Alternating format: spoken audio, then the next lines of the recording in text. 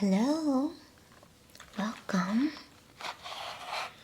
It's Light Ladybug Match. Have some light.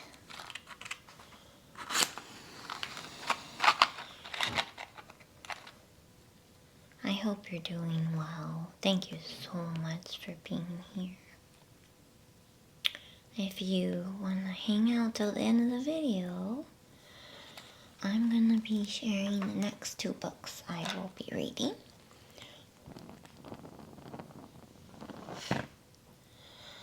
At the end of this video, I almost blew that candle out too. So, tonight we are actually finishing The Lion, the Witch, and the Wardrobe by C.S. Lewis. We're in chapter 16. So tonight we'll read 16 and 17 and we will be done. So I hope you've enjoyed this. And if you're new, thanks for giving me a go. Please like if you can. It helps so much. Okay, folks, let's go. Chapter 16. What happened about the statues? What an extraordinary place, cried Lucy. All those stone animals and people, too. It's like a museum. Hush, said Susan. Aslan's doing something. He was indeed. He had bounded up to the stone lion and breathed on him. Then, without waiting a moment, he whisked around, almost as if he had been a cat chasing its tail, and breathed also on the stone dwarf, which, as you remember, was standing a few feet from the lion with his back to it. Then he pounced on a tall stone dryad, which stood beyond the dwarf, turned rapidly aside to deal with the stone rabbit on his right, and rushed on to two centaurs. But at that moment Lucy said, "Oh, Susan, look at the lion. I expect you've seen someone put a lighted match to a bit of newspaper, which is propped up in a grate against an unlit fire. And for a second, nothing seems to have happened, and then you..."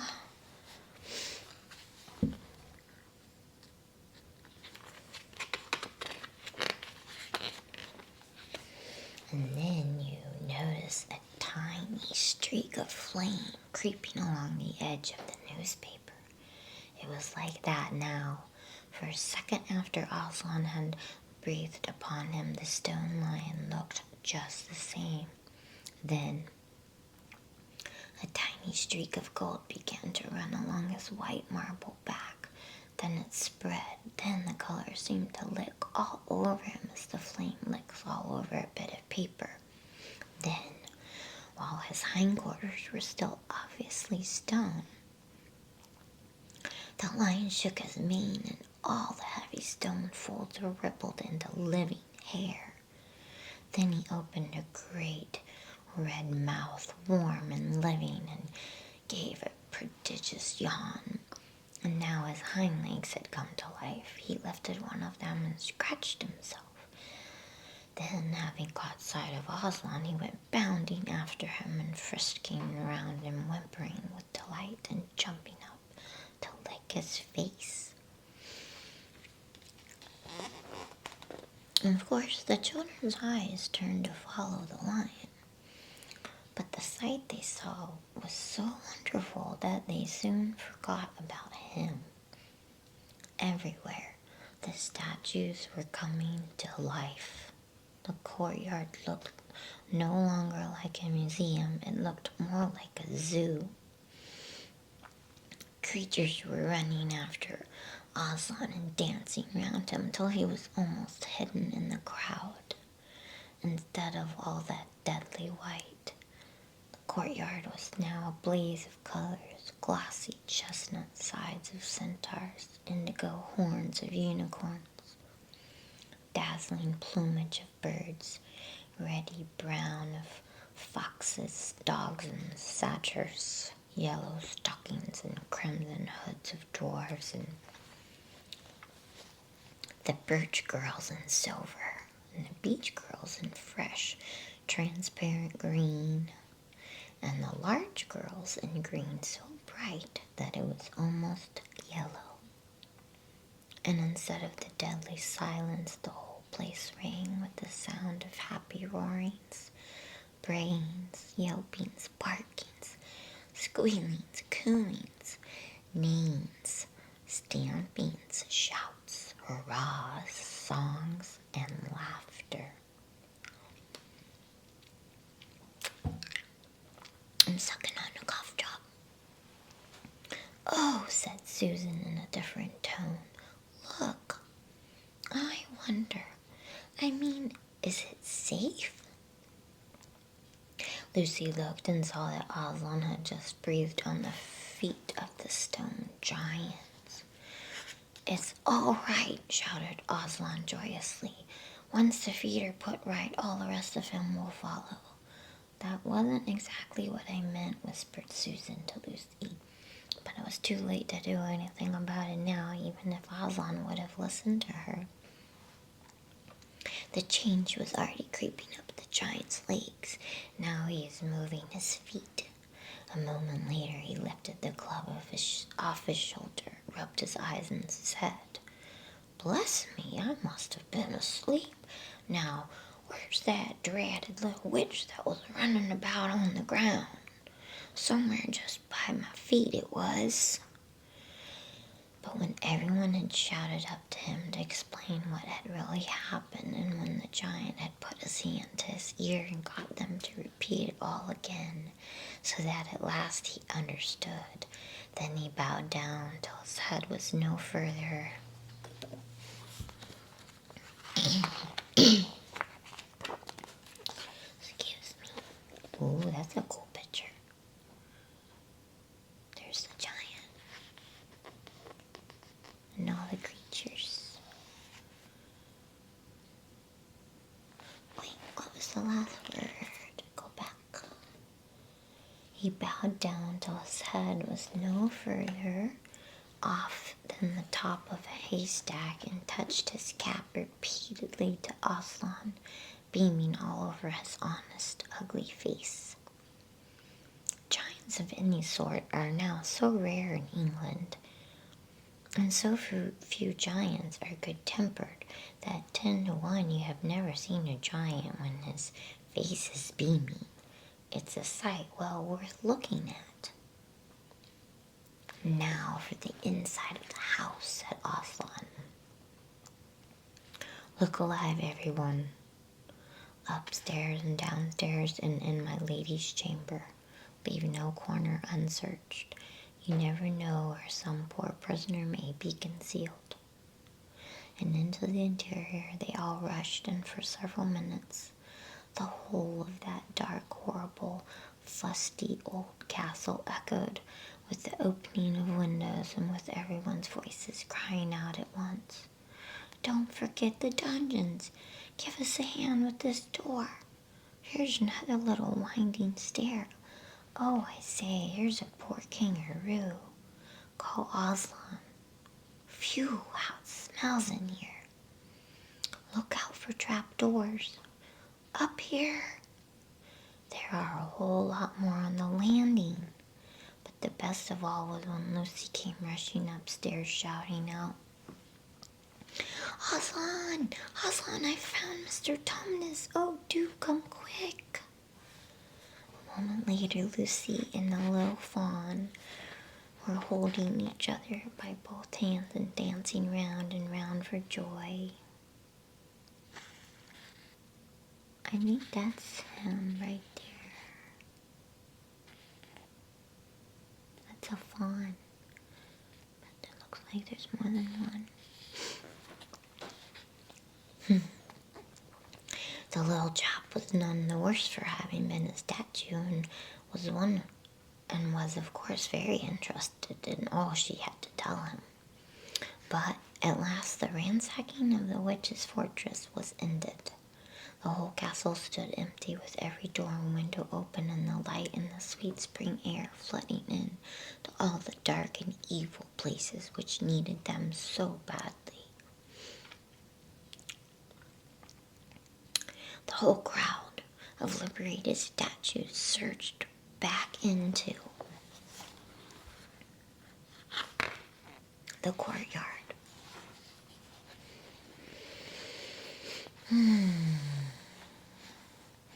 And it was then that someone, Tumnus I think, first said, "But how are we going to get out?" For Aslan had got in by a jump and the gates were still locked. "That'll be all right," said Aslan, and then rising on his hind legs, he bawled up at the giant. "Hi, you up there," he roared. "What's your name?" Okay, let me see if I can pronounce this. Giant Rumblebuffin, if it please your honor, said the giant, once more touching his cap. "Well then, Giant Rumblebuffin," said Aslan, "just let us out of this, will you?" "Certainly, your honor, it will be a pleasure," said Giant Rumblebuffin. "Stand well from the gates, all you little ones." Then he strode to the gate himself, and bang, bang, bang went his huge club. The gates creaked at the first blow, cracked at the second, and shivered at the third. Then he tackled the towers on each side of them, and after a few minutes of crashing and thudding, both the towers and a good bit of the wall on each side went thundering down in a mass of hopeless rubble. And when the dust cleared, it was odd standing in that dry, grim, stony yard, to see through the gap all the grass and waving trees and sparkling streams of the forest, and the blue hills beyond that, and beyond them, the sky. "Blowed if I ain't all in a muck sweat," said the giant, puffing like the largest railway engine. "Comes of being out of condition. I suppose neither of you young ladies has such a thing as a pocket handkerchief about you." "Yes, I have," said Lucy, standing on tiptoes and holding her handkerchief up as far as she could reach. "Thank you, Missy," said Giant Rumblebuffin, stooping down. Next moment Lucy got rather a fright, for she found herself caught up in mid-air between the giant's finger and thumb. But just as she was getting near his face, he suddenly started, and then put her gently back on the ground, muttering, "Bless me, I've picked up the little girl instead. I beg your pardon, Missy, I thought you was the handkerchief." "No, no," said Lucy, laughing. "Here it is." This time he managed to get it, but it was only about the same size to him that a saccharine tablet would be to you. What a weird comparison, saccharine tablet. So that when she saw him solemnly rubbing it to and fro across his great red face, she said, "I'm afraid it's not much use to you, Mr. Rumblebuffin." "No, not at all, not at all," said the giant politely. "Never met a nicer handkerchief. So fine, so handy, so I don't know how to describe it." "What a nice giant he is," said Lucy to Mr. Tumnus. "Oh yes," replied the fawn, All the Buffins always were."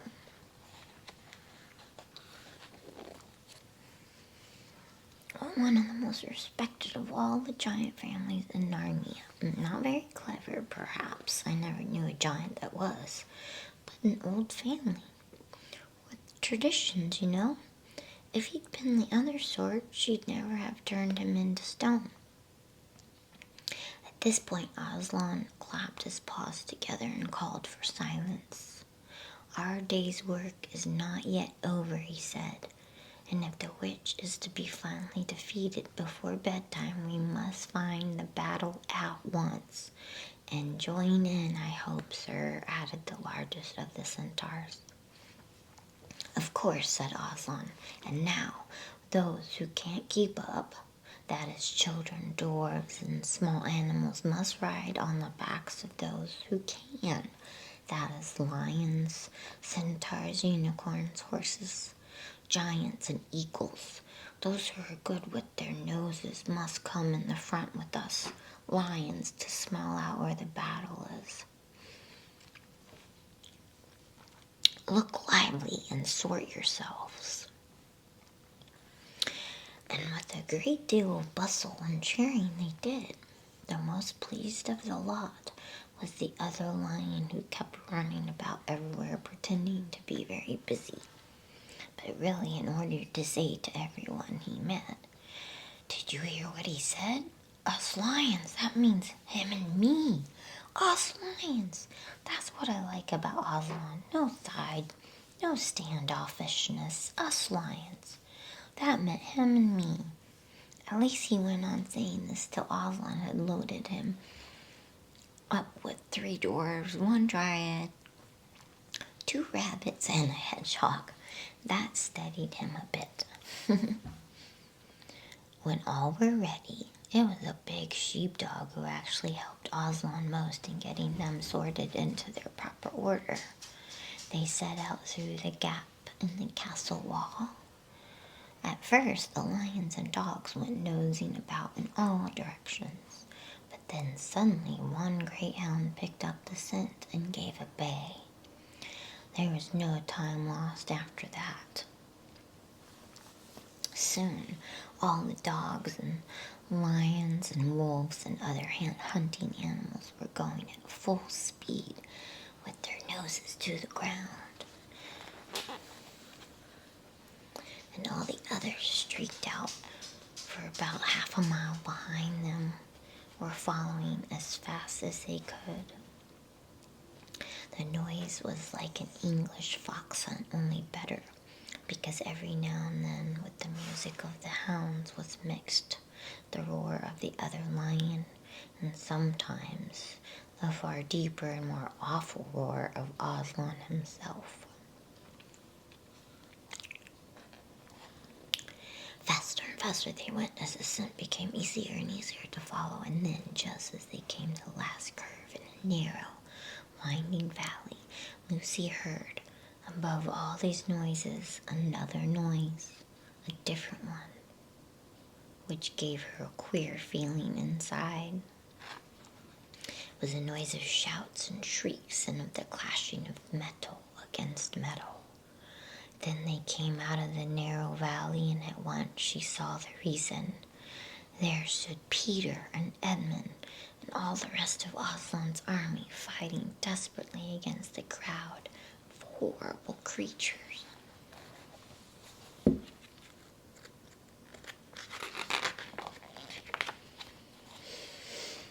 picture of the battle. Good guys and bad guys. There's the giants.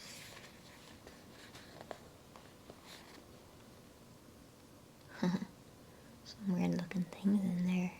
It's a dragon. You probably have him as a bad guy, but I would have him as a good guy. I love drags. Okay, dragon summon. I like drags too. Not the cigarette drag. Okay, let's see.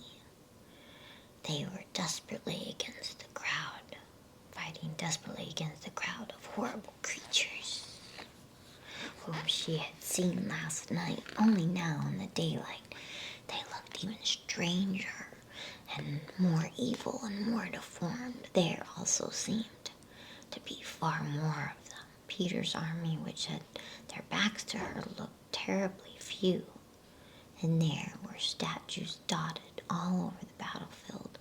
So apparently the witch had been using her wand, but she did not seem to be using it now. she was fighting with her stone knife. It was Peter she was fighting, both of them going at it so hard that Lucy could hardly make out what was happening.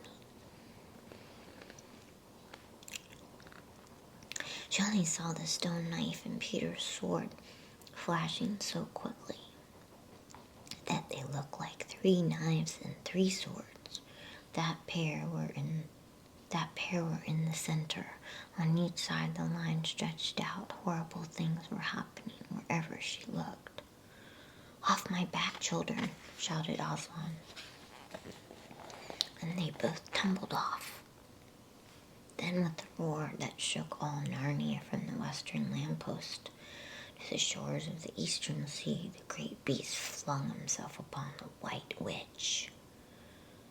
Lucy saw her face lifted toward him for 1 second with an expression of terror and amazement. Then lion and witch had rolled over together, but with the witch underneath. And at the same moment, all warlike creatures whom Aslan had led from the witch's house rushed madly on the enemy lines.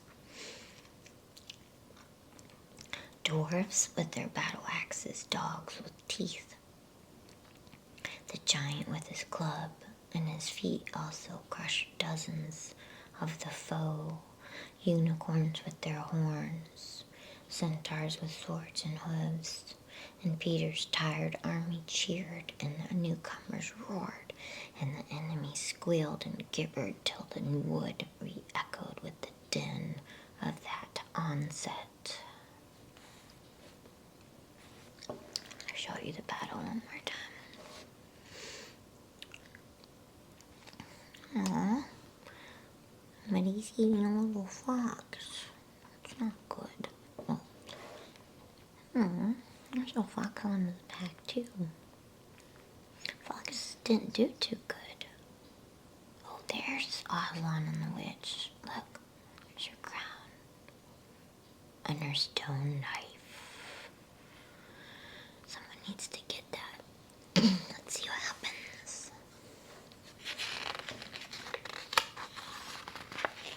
Last chapter. Wow. It's been a good book. I hope you've liked it. Let's see what's going to happen. Hopefully the good guys win. Chapter 17. The Hunting of the White Stag. The battle was all over a few minutes after their arrival. Most of the enemy had been killed in the first charge of Aslan and his companions, and when those who were still living saw that the witch was dead, they either gave themselves up or took to flight. The next thing that Lucy knew was that Peter and Aslan were shaking hands. It was strange to her to see Peter looking as he looked now. His face was so pale and stern, and he seemed so much older. It was all Edmund's doing, Aslan, Peter was saying. We'd have been beaten if it hadn't been for him. The witch was turning our troops into stone right and left, but nothing would stop him. He fought his way through 3 ogres to where she was just turning one of your leopards into a statue. And when he reached her, he had sense to bring a sword smashing down on her wand instead of trying to go for her directly and simply getting made a statue himself for his pains. That was a mistake all the rest were making. Once her wand was broken, we began to have some chance. If we hadn't lost so many already, he was terribly wounded. We must go and see him. You might hear my dog in the background, walking around. They found Edmund in charge of Mrs. Beaver a little way back from the fighting line. He was covered with blood. His mouth was open and his face a nasty green color. "Quick, Lucy," said Aslan, and then almost for the first time Lucy remembered the precious cordial that had been given her for a Christmas present. Her hands trembled so much that she could hardly undo the stopper, but she managed it in the end and poured a few drops into her brother's mouth. "There are other people wounded," said Aslan, while she was still looking eagerly into Edmund's pale face and wondering if the cordial would have any result. "Yes, I know," said Lucy crossly. "Wait a minute." "Daughter of Eve," said Aslan in a graver voice, "others also are at the point of death. Must more people die for Edmund?" "I'm sorry, Aslan," said Lucy, getting up and going with him. And for the next half hour they were busy, she attending to the wounded while he restored those who had been turned into stone.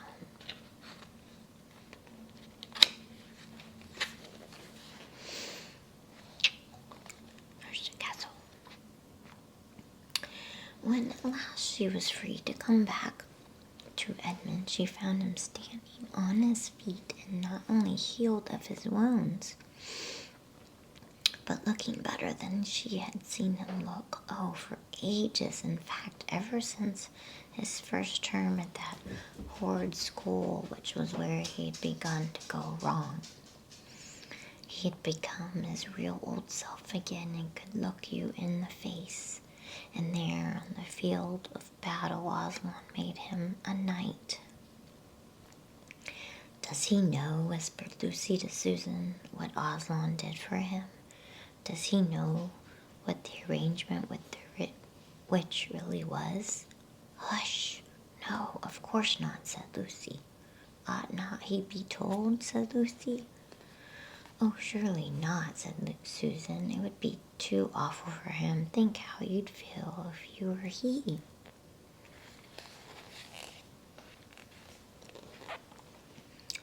"All the same, I think he ought to know," said Lucy, but at that moment they were interrupted. That night they slept where they were. How Aslan provided food for them all, I don't know, but somehow or other they found themselves all sitting down on the grass to a fine high tea at about 8 o'clock. Next day they began marching eastward down the side of the great river. And the next day after that, at about tea time, they actually reached the mouth of the river. The castle of Candlelight on its little hill towered up above them. Before them were the sands with rocks and little pools of salt water and seaweed and the smell of the sea and long miles of bluish-green waves breaking forever and ever on the beach. And the cry of the seagulls, have you heard it? Can you remember? That evening after tea, the 4 children all managed to get down to the beach again and get their shoes and stockings off and feel the sand between their toes. But next day was more solemn, for then, in the great hall of Candlelight, that wonderful hall with the ivory roof and the west wall hung with peacock's feathers and the eastern door which looks toward the sea, in the presence of all their friends and to the sound of trumpets, Aslan solemnly crowned them and led them to the 4 thrones amid deafening shouts of "Long live King Peter! Long live Queen Susan! Long live King Edmund! Long live Queen Lucy!"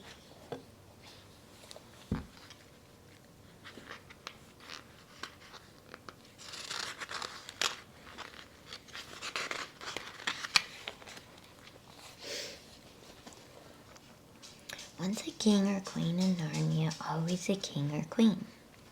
"Bear it well, sons of Adam, bear it well, daughters of Eve," said Aslan. And through the eastern door, which which was wide open, came the voices of the mermen and the mermaids swimming close to the shore and singing in honor of their new kings and queens. So the children sat on their thrones, and the scepters were put into their hands, and they gave rewards and honors to all their friends, to Tumnus the fawn, and to the beavers and giant Rumblebuffin, to the leopards and the good centaurs and the good dwarves, and to the lion. And that night there was a great feast in Cair Paravel, and revelry and dancing, and gold flashed, and wine flowed. And answering to the music inside, but stranger, sweeter, and more piercing, came the music of the sea people. But amid all those rejoicings, Aslan himself quietly slipped away. And when the kings and queens noticed that he wasn't there, they said nothing about it. For Mr. Beaver had warned them. He'll be coming and going, he had said. One day you'll see him, and another you won't. He doesn't like being tied down, and of course he has other countries to attend to. It's quite all right. He'll often drop in, only you mustn't press him. He's wild, you know. Not like a tame lion. And now, as you see, the story is nearly, but not quite, at an end. These 2 kings and 2 queens governed Narnia well, and long and happy was their reign. At first, much of their time was spent in seeking out the remnants of the White Witch's army and destroying them. And indeed, for a long time, there would be news of evil things lurking in the wilder parts of the forest. A haunting here and a killing there. A glimpse of a werewolf one month, and a rumor of a hag the next. But in the end, all that foul brood was stamped out, and they made good laws and kept the peace and saved good trees from being unnecessarily cut down, and liberated young dwarves and young satyrs from being sent to school, and generally stopped busybodies and interferers, encouraged ordinary people who wanted to live and let live. Such a good message. And they drove back the fierce giants, quite a different sort from the giant Rumblebuffin on the north of Narnia, when these ventured across the frontier, and they entered into friendship and alliance with countries beyond the sea, and paid them visits of state and received visits of state from them. And they themselves grew and changed as the years passed over them. And Peter became a tall and deep-chested man and a great warrior. He was called King Peter the Magnificent. And Susan grew into a tall and gracious woman with black hair that fell almost to her feet. And the kings of the countries beyond the sea began to send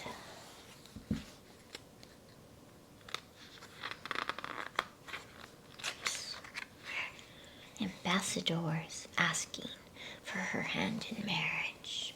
So she was a hottie. And she was called Susan the Gentle.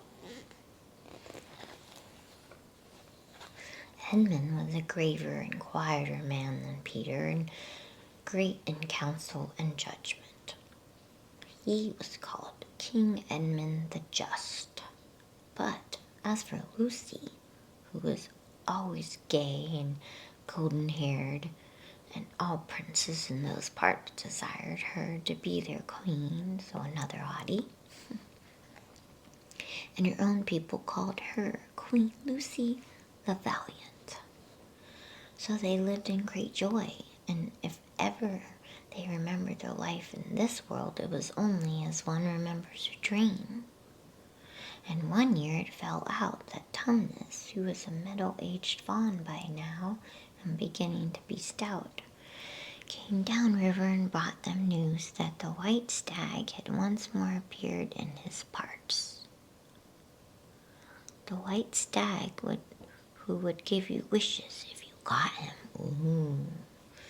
So these 2 kings and 2 queens, with the principal members of their court, rode a-hunting with horns and hounds in the western woods to follow the white stag, and they had not hunted long before they had a sight of him. And he led them a great pace over rough and smooth, and through thick and thin, till the horses of all the courtiers were tired out, and only these 4 were still following. And they saw the stag enter into a thicket where their horses could not follow. Right there, I guess. The horses can't go in there, it's too thick. Then said King Peter, for they talked in quite a different style now, having been kings and queens for so long. Fair consorts, let us now alight from our horses and follow this beast into the thicket, for in all my days I never hunted a nobler quarry. Sir, said the others, even so let us do. So they alighted and tied their horses to trees and went on into the thicket wood on foot. Went in, blah, blah, blah, blah. So they alighted and tied their horses to trees and went on into the thick wood on foot.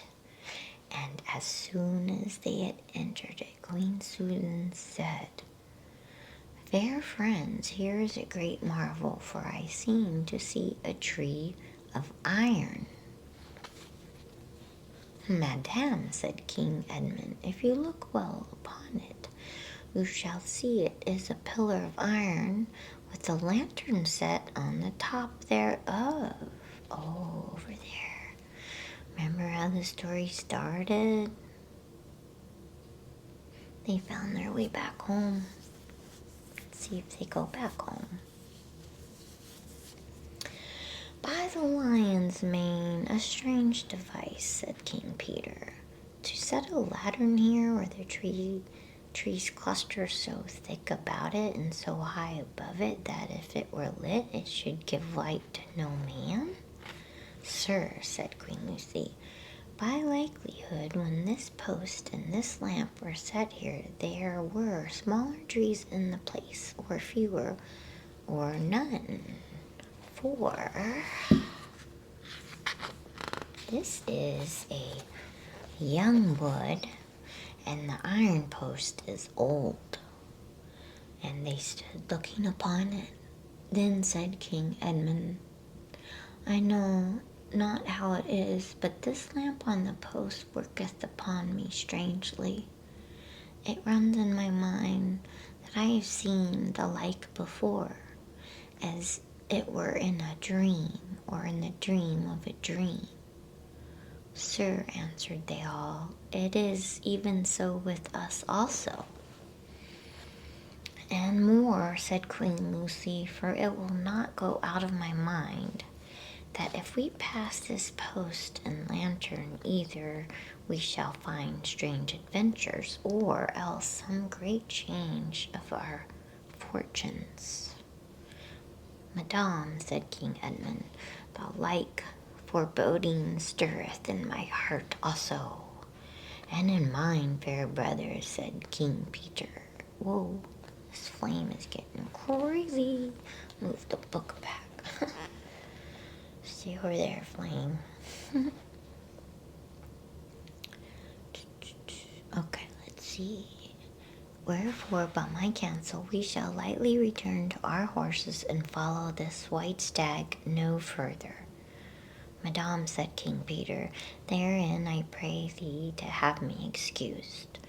For never since we 4 were kings and queens in Narnia have we set our hands to any high matter, as battles, quests, feats of arms, acts of justice, and the like, and then given over.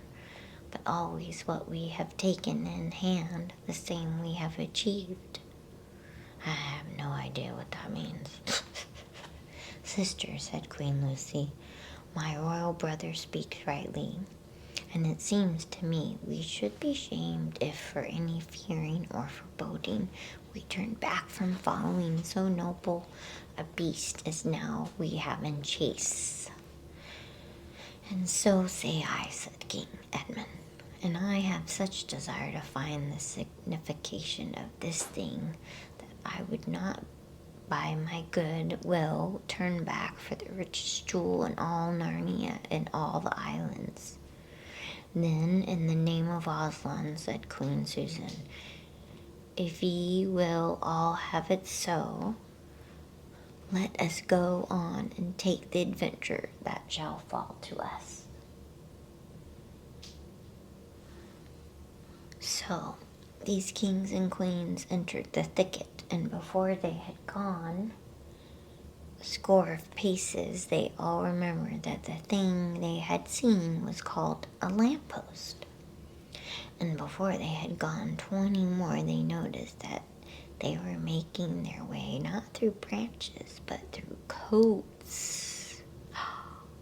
And next moment, they all came tumbling out of a wardrobe door into the empty room.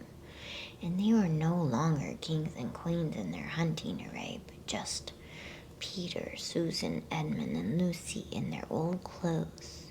It was the same day and the same hour of the day on which they had all gone into the wardrobe to hide. Holy cow. Mrs. Macready and the visitors were still talking in the passage, but luckily they never came into the empty room, and so the children weren't caught. And that would have been the very end of the story if it hadn't been that they felt they really must explain to the professor why 4 of the coats out of his wardrobe were missing. And the last page. The professor, who was a very remarkable man, didn't tell them not to be silly or not to tell lies, but believed the whole story. No, he said, I don't think it will be any good trying to go back through the wardrobe door to get the coats. You won't get into Narnia again by that route. Nor would the coats be much use by now if you did. Eh? What's that? Yes, of course you'll get back to Narnia again someday. Once a king in Narnia, always a king in Narnia. But don't go trying to use the same route twice. Indeed, don't try to get there at all. It'll happen when you're not looking for it. And don't talk too much about it, even among yourselves. And don't mention it to anyone else unless you find that they have had adventures of the same sort themselves.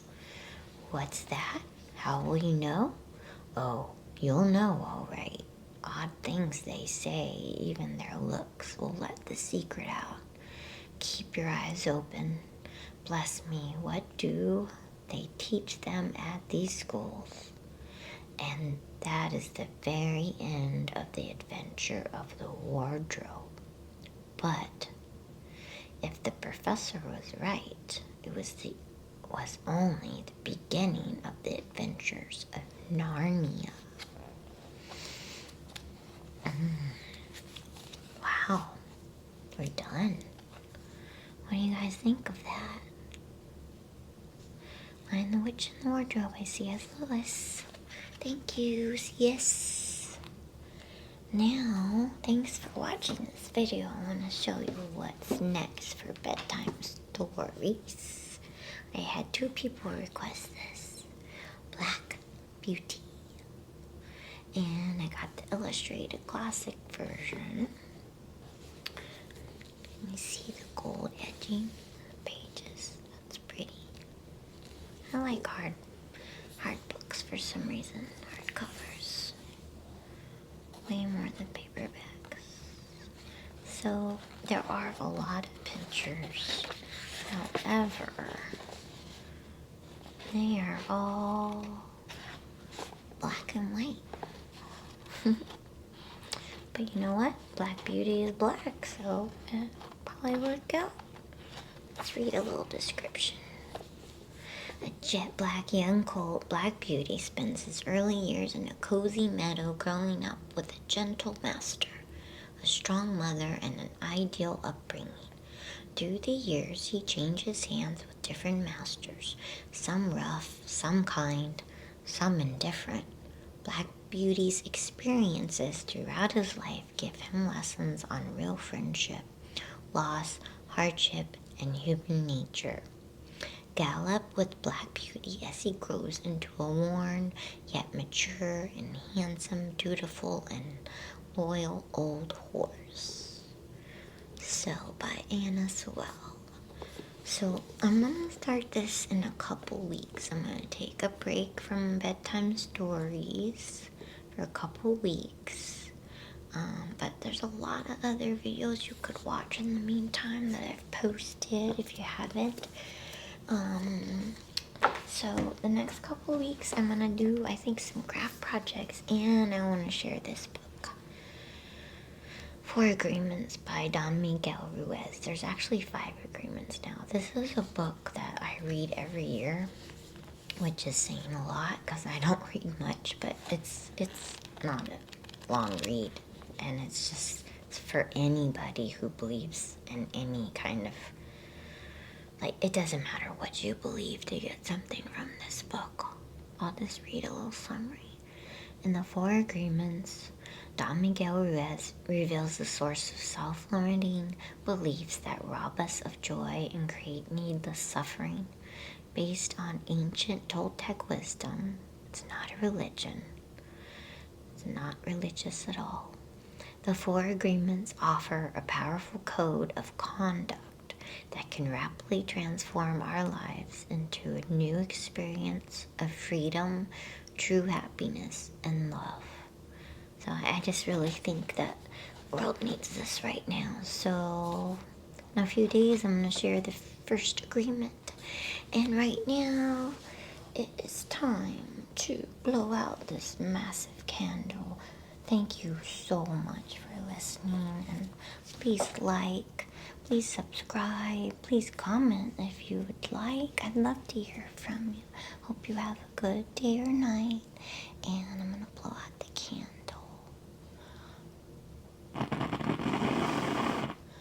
Or try to blow out the candle.